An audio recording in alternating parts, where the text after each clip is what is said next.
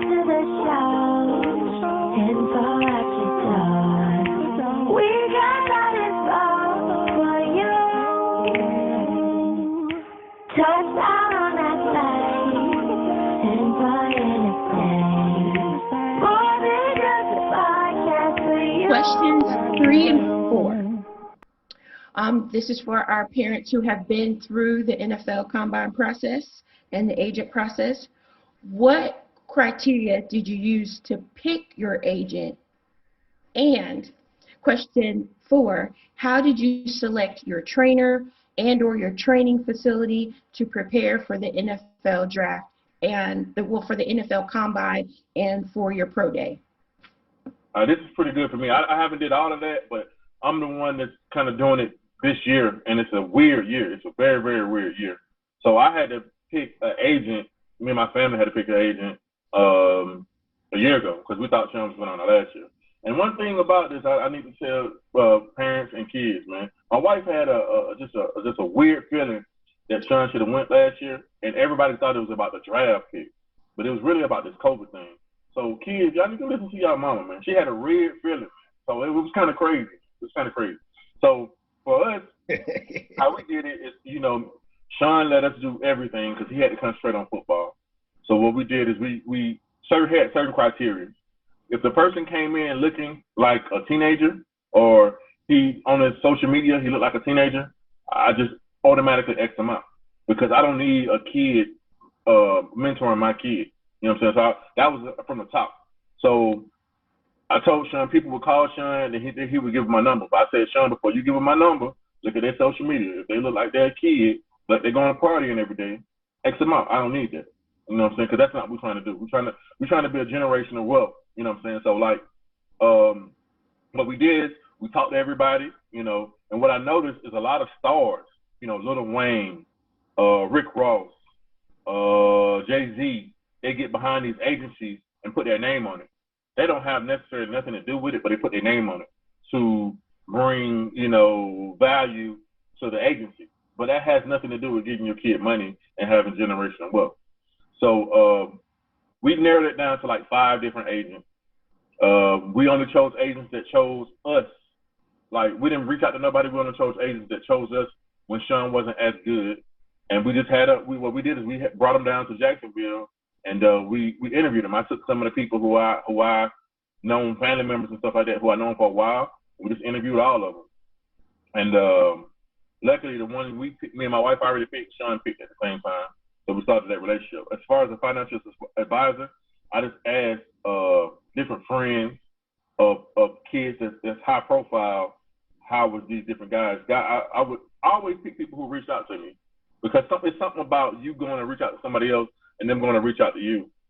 And I finally picked a guy who like, he's done a lot of good things for a lot of good players as far as building them generational wealth. And at the same time, I like them because of the fact that he argued with me. I want somebody to tell me, hey, you're wrong. This is not right. Give me a second to prove to you that you're wrong.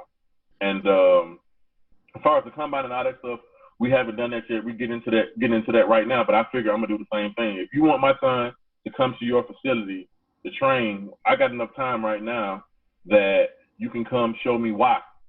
You know what I'm saying? Show why. What do you do? And don't give me, some players are just athletes anyway. What did you do for somebody who wasn't that fast, and how fast did you make them run, or how fast did you make them agility? How fast, what did you do to them to get ready for these interviews and stuff like that? I hate to be long-winded, but it's a big process.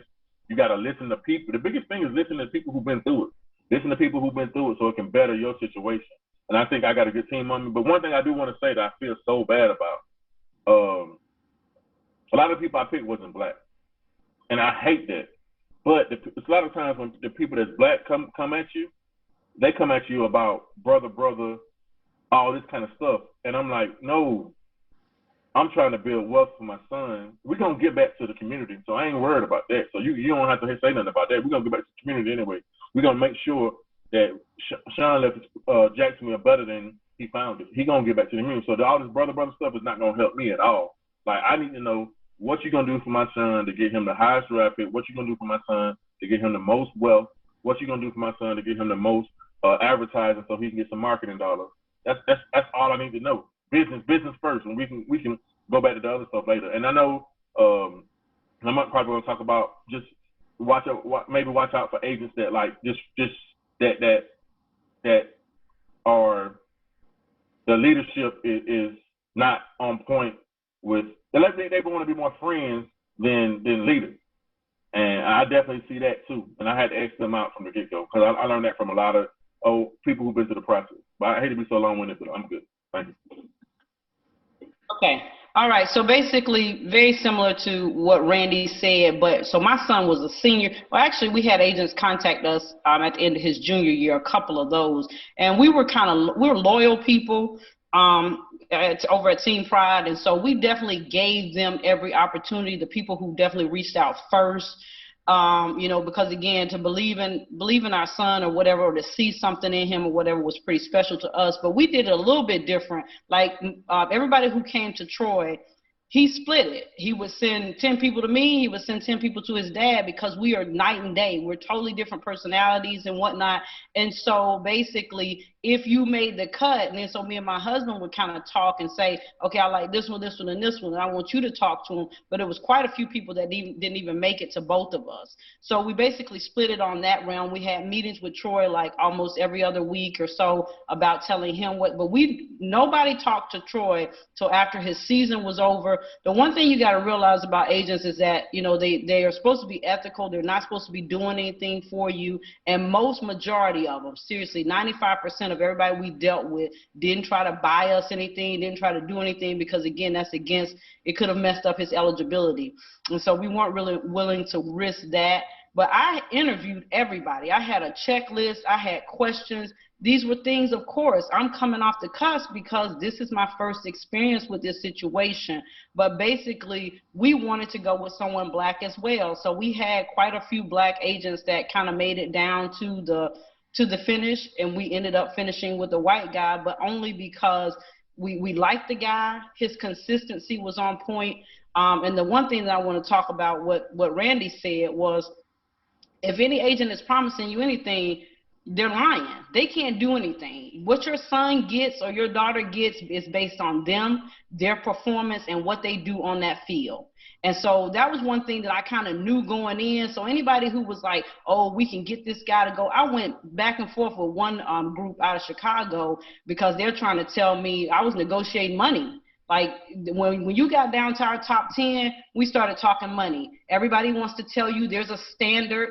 I guarantee you right now, my son went in the 4th round, but he's not paying what most 4th rounders would pay to their agents. So all of that stuff is negotiable. And guess what? You are the standard. Your athlete is the standard. They don't get to set a standard for you. Everybody want to go with this 3%, blah, blah, blah, or 1% if you're here, 2% if you're there.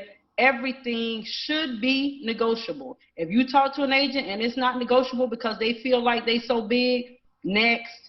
Basically, so it came down to us being able to negotiate financially. They, a lot of them came with the whole marketing and this, that, and the other, but I'm a business owner myself, so I know firsthand marketing is going to come when my son performs, when he does what he does, or if he is a 1st rounder. So you see, like right now, Muscle Milk's got a commercial out, and it's got Tua on the commercial. Tua's a 1st rounder. He's a quarterback. You might see Joe Burrows on something or whatever. My son being a 4th rounder, he's not going to get the same marketing dollars, but what I wanted from the agent was them to be able to kind of give me a plan. A lot of times I ask them, so what's your plan for my son? How are we going to attack this, that, and the other? And so basically you need to interview them. You need to be serious with them. It's business, y'all. It's business. Question. So be specific. I'm being selfish. Give me a question that you asked when you're one of the agents. Oh, Jesus, James, you would ask me that. I asked him, well, one of the questions that me and I know both my husband asked is everything negotiable? And once they said everything wasn't negotiable, they got axed. They didn't make the cut or whatever. The other thing that was a turnoff for me was agents that came name dropping. One dude kept talking about Odell Beckham. I'm like, dude, my son's name is Troy Pride Jr. Please don't talk to me about anybody else who you're representing, because that's not my son. So just because, and I also did my homework on people like the Odell Beckhams of the world. Odell Beckham wasn't getting the same marketing deals when he wasn't catching one-handed balls in the air. Thank Again, you. goes back to their performance. It's never about what an agent is going to do for your son. It's about what your son is going to do on the field. So that name recognition, we didn't know who Odell Beckham was his first 3 years in the league. You know what I'm saying? So the thing about it is, like I said, you just got to know what you know, but please ask questions, be specific in your questions. And if they can't answer the question, that may weed them out as well. And then pertaining to his combine training, my son's a speed guy. My son actually, according to his standards, he definitely underperformed at the combine. But you know why he underperformed at the combine? He ran a 4.4, but he had run a 4.28 just the season prior. He was Buff Bagwell. My son is a track athlete. He know he can't run with them big old arms, but he was cut. He was tight and everything, and so you can't move those arms the same. He knows this as a track athlete, and so again, 4.4 is still an excellent time, but for himself, he was super duper disappointed because he knew he could have ran a faster time. He had done it already, and so we chose the place that we chose because of his speed, because we wanted speed training. But the same with those facilities, there's about 3 major ones: Exos, MJP, and like one other. I interviewed each one of those, asking their their developer, the person behind them, all kinds of questions. What did they do? Their meal plans. I asked everything that I could ask, and sometimes I called them back to ask them other stuff that maybe my son had questions about. So I did very thorough interviews on everybody that was going to come in contact with my son. So, okay. Come on. Okay, so I agree with you 100%. The most important part of getting agents are recruiters. They do not get your son drafted higher. They do not get your son the max contract. The most important person in your son's whole process is your son, period. If your son is a dog, he gonna get paid what the dogs get paid. If your son is not a dog, he gonna get paid what the ones who not a dog get paid, period. It's my son right now is negotiating his second contract. He was a number 5 pick in the draft. Let's be real. His agent can't go in if he turns out to be a bust and say he wants top DB money. He's considered one of the best DBs in the league, so his agent has something to say, we're going to start right here. So it's up to him. The next person who's the most important to him and his whole thing is his trainer and his nutritionist and all those people who keep him healthy so that he can perform. Got it. The agent, we're giving the agent a product to sell, basically. So when we went through the process, like you said, he was in season. He wanted me to vet everybody. So I vetted the ones. I talked to him. I look at who they had, what kind of contracts they've already done, who's backing them. We didn't go with somebody who was trying to learn on the fly because he's a big guy and they want to get their name out. We looked at someone who'd already done it. He picked an agency that has a lot of the top DBs. They weren't going in guessing what the market was. They went in knowing that they are helping set the market in most instances. That's why we picked the agency that he went with. And still to this day, I know last year, that agency had 2 guys they signed who set the market. Now this year, the same agency just did Buda Baker's contract and reset the safety market again. So now he's got Jalen and Darren James coming up, the same agent. So they're going to reset the market again for everybody else. So that's what we looked at, and we made sure that he was honest. And like Miss Angela said, we negotiated everything. We negotiated everything from what he was going to wear to the draft, because you hear the stories about kids, they front them this money, front them this money, front them this money, and they got to pay it back once they go pro. Mm-hmm. No, we're not paying back anything, period. If you don't do it, he's considered a first rounder. Somebody's going to pay for it. So if you don't want to pay for it, somebody else is going to pay for it. And Let me ask this question. when it comes to fronting money, because we got people that haven't been to the process, what are some of the things that agents advance money for? Let me be real. Let me be real. I own a training company. You know, I've been training for over 20 some years, right? The biggest thing that the agent can do for your son right now that he needs money for is the training. That's the biggest thing right now. If you don't have to pay for your training, you don't need an agent yet. You can wait. That could be the last thing. I would tell people, if you don't have to pay for training, get your financial advisor first. Because guess what? Your financial advisor is going to work for you way longer than the agent is. Football and whatever is going to be over at some point, but hopefully your money's still there. So you're going to keep working with that financial advisor, but the football guy's going to be gone. And most football agents, they sign to do your football contract. They are not really there to do your marketing. You could have another marketing agent. You can have another, you know, if you got them all in one room, you might not want to have that anyway, because you don't know what's happening unless you get somebody outside the wheel. That's what I always tell my son. Give at least one person outside the wheel that they can check everybody who's inside the wheel, and let everybody know everybody gets checked at least once a year. Make sure you're doing your job. And the athlete is in charge. He is the boss.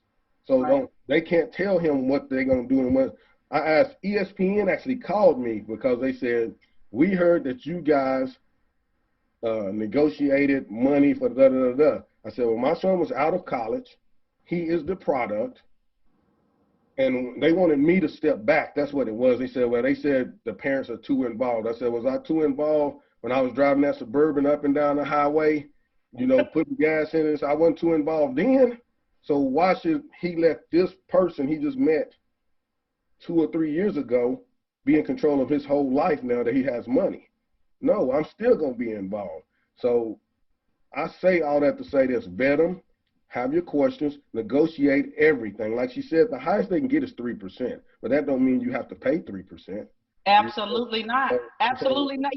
And another thing I want to say to parents that may be listening, the first contract isn't negotiated anyway. That was one thing too that it's slotted. If you're a 5th round pick coming out in 2021, they already know what you're gonna make. So the hardest part I think that his agent had to negotiate this year was how they was gonna break down his bonus money. So they're not negotiating all that much anyway. So that's the one thing. And the other thing is, like you said, the agent really is there just for that, the negotiation of the contract. Like his team, of course, tried to do a bunch of funny stuff and tried to put a bunch of jargon in the contract wording as far as like being on IR and getting paid a little bit less, those types of things. But they're with that first contract, just know, parents, they're not negotiating any money in that first contract at all. I tell you, like she said, the biggest thing is they're going to negotiate when he gets paid, when he gets the signing bonus, all that kind of stuff. But with the higher picks, you have to learn what offset language is. So let me use like a top pick who probably wasn't good. If you get offset language put in, that means that your son gets cut and he goes to another team, the other team just picks up that contract and he goes. But if you keep that out of there and he gets cut, the team that picked him still has to pay him, and now he negotiates with another team, and so he's double dipping, so to speak. So that's big. You don't want offset language in there because you want to make sure if they don't like you, you can go somewhere else and get paid again. You know, you still keep that money.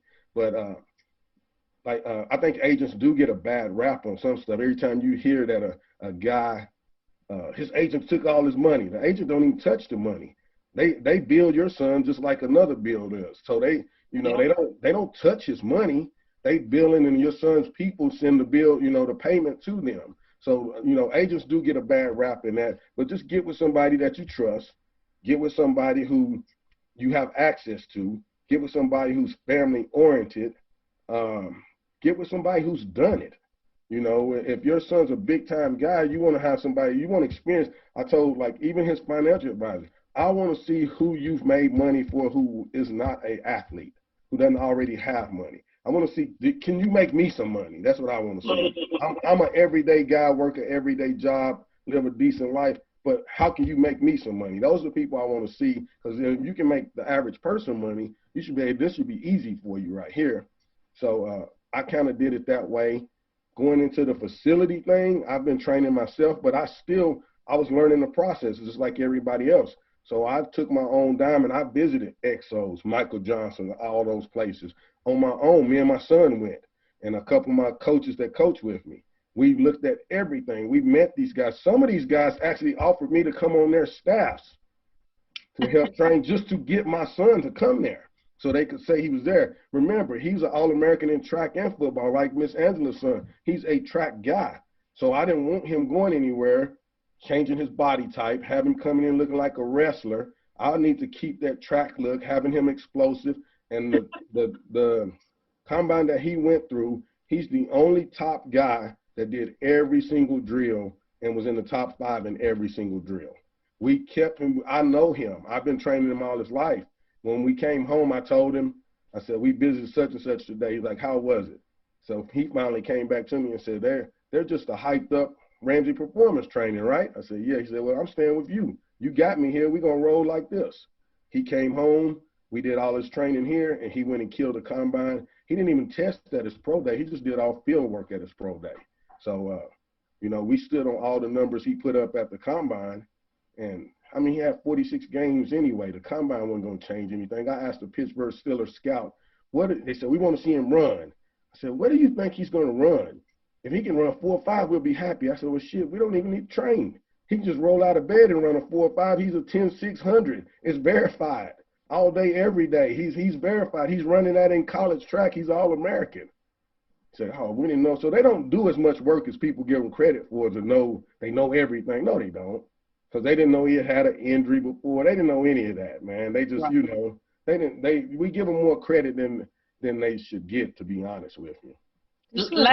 Last point I wanted to make too. The agents, they're required to take care of their training now too. That's in the paperwork. They can't. You don't pay for. If you got an agent and they making you pay for your training, they can't get reimbursed for that. The training is a part of it. Once you sign with them, they're responsible for your training and any of his expenses. The stipend that he gets and things like that. All of those things are negotiable. Okay, so we had guys coming in going, hey, we'll give him $5,000 here, hey, we'll give him $20,000 here, this, that, and the other. All was negotiable. And the guy who we chose, who we went with, again, he's been by far still consistent. The same way he was calling me before we signed with him, he calls me and updates me now more than my son does. So again, so that's what you want. But I wanted to say, they're obligated to pay for that training, their food, their expenses, whatever.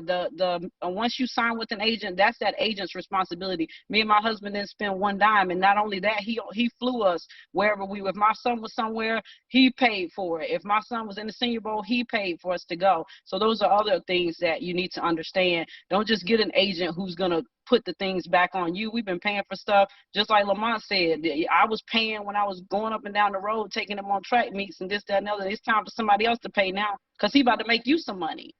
Yeah. You know what I told him? I said, y'all tripping because we're taking control, but Coca-Cola doesn't make a product, develop it, do all this, and then say, here, y'all take it and sell it and make all the money. They don't do that, and y'all don't say one thing about it. Well, this is the product. We've already made the product. We built the product. So why should you get all the stuff from it right now?